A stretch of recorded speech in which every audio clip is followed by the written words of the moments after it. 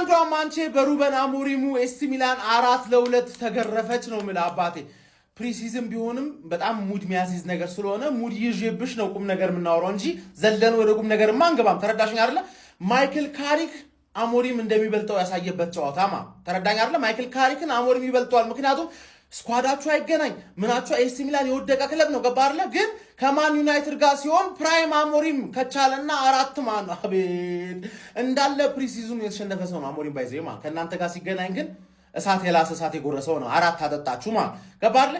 ፖዚሽን ማን ለምን እንደተሸነፋችሁ ልንገራችሁ። ምክንያቱም ፕሪሚየር ሊግ ላይ በተደጋጋሚ የምታዩት ችግር እንደሚሆን እርግጠኛ ስለሆንኩኝ የተሸነፋችሁት በዚህ ደብል ፒቪት ምክንያት ነው።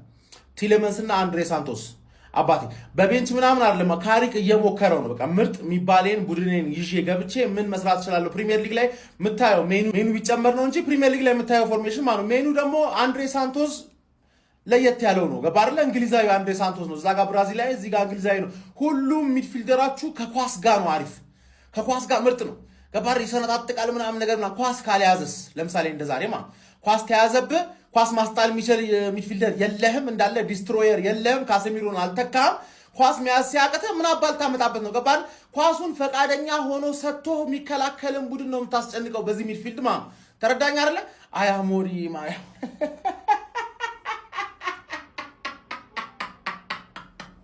ዋንጫ እናንተ ነው እናቴን ዋንጫ እናንተ ነው። ፕሪሚየር ሊግ ሀ ብሎ ሲጀመር ማን ነው እንደሌላው 10 ሳምንት ጠብቀሽ አይደለም የሲቲ ደጋፊ የምትሆኙ።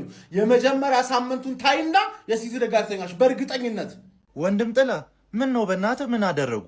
ስንት ነገር አውርተን ስንት ነገር አቅደን ስንት ነገር አስበን ምን ወለም ዘለም ማለት ነው። ሲጀመር አሞሪም ችግሩ ከዩናይትድ ነው። በቃ ዩናይትድ ላይ ብቻ የሚበረተው እስካሁን ሳያሸንፍ ዩናይትድን ያሸንፋል። ግን ምንም እንዳታስቡ እኛ ሳምንት እነዚህን ጠርተን 3-0 ቋ አድርገናቸዋል። ስለዚህ ቀጣይ ሲዝን ማለት ነው ምንም ወለም ዘለም የለም።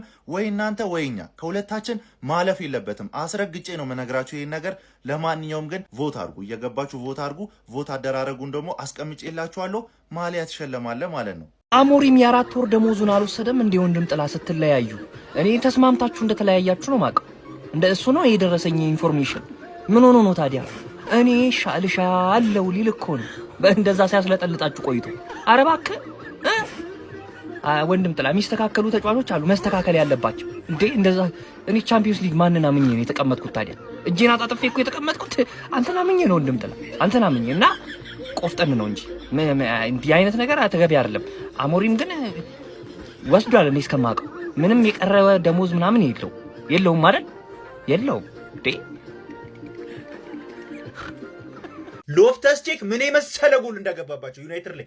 ዩናይትድ 4-2 ተሸንፏል። እንዴት ነው እኔ 3-1 አሸንፊው እንዴት ነው አንተ 4-2 የምትሸነፉ? አሞሪም እኮ ለዩናይትዶች መልስ ነው የሰጣችሁ። እኔን ማባረር አልነበረባችሁም አይነት እንዴት ዝም ትላላችሁ እናንተ እንደዚህ ሲሆን?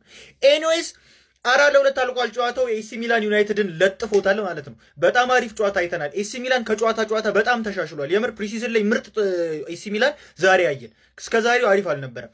ሌላው ደግሞ ነገ የኮሚኒቲ ሽልድ ጨዋታ አለ 11 ሰዓት ላይ።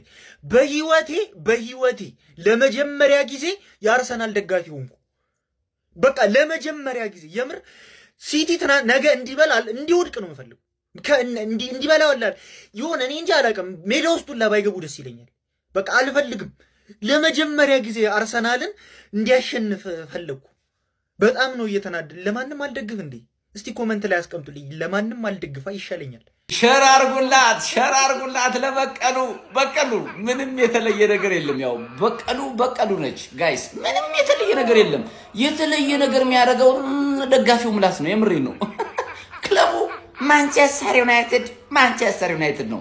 ሰኞም ማክሰኞም ሮብም ማንቼ ነች። ምንም ለየት ነገር የለውም። ማንቼ ካልተጫወተች ነው የምታሸንፍ እንጂ ከተጫወተች ያው ታውቃላችሁ፣ ሰሞኑን ስለተጫወተች ነው። በሳምንት 2 ስለተጫወተች ነው ጋይስ። አይሻሺ ሲጀመር መጀመሪያ ዋይን ሳታገኝ ኤክስን ፍለጋ ያልሻቡዬ ዋልሽ። አሞሪን ይመችህ እናቴን አኮራን። አሞሪን ሰንበታችን በሰላም ይጠናቀቃል ማለት ነው። ስለዚህ ነገ በሰላም አካባቢያችን ይጸዳል። በትክክል ውሏችን እናሳምራለን። ሻሼ ዛሬም ሻሼ ነች፣ ነገም ሻሼ ነች። ከነገ ወዲያ በቀሉ እያለች ትቀጥላለች። እየረገጥኩ ነው የምነግርህ። ማሊያ የምትፈልጉ ሰዎች ካላችሁ መደወል ብቻ። ባየው ባለው ስልክ ኦሪጂናል ክፍለ ሀገርም ልካለን ከ2 ዓመት እስከ አዋቂ ማሊያዎችን ኦሪጂናል ማሊያዎችን ናሆም ያዘጋጅላል እያሉ ነው። አሁን በዚህ የሚናደድ በጣም ብዙ የያሸ ደጋፊ አለ። መጀመሪያ ኳስ ከማየት በፊት ራስን ገምግሜን ያባት ከመሳደብ በፊት ጋይስ ዛሬ እስኪ እንደኔ ጓጓችሁ የቡርኖን የቲሊመንስን የሳንቶስን ጥምረት ለማየት አልጓጓችሁም? እኔ ጨዋታው እስኪጀምር እንዴት እንደጓጓው በተለይ ዛሬ በድሮ ኤክሴ መሸነፍ አልፈልግም። በድሮ ኤክሴ እንዳልሸነፍ በአሞሪ መሸነፍ አልፈልግም። ብቻ ጋይስ እንዴት እንደጓጓው የሶስቱን ጥምረት አሰባችሁት? ፕሪሚየር ሊጉ ላይ እኮ ይፈራሉ እነዚህ ተጫዋቾች። ሳንቶስ፣ ቲሊመንስ፣ ቡርኖ ይጨርሱናል። ጨዋታው እስኪጀምር እንዴት እንደጓጓው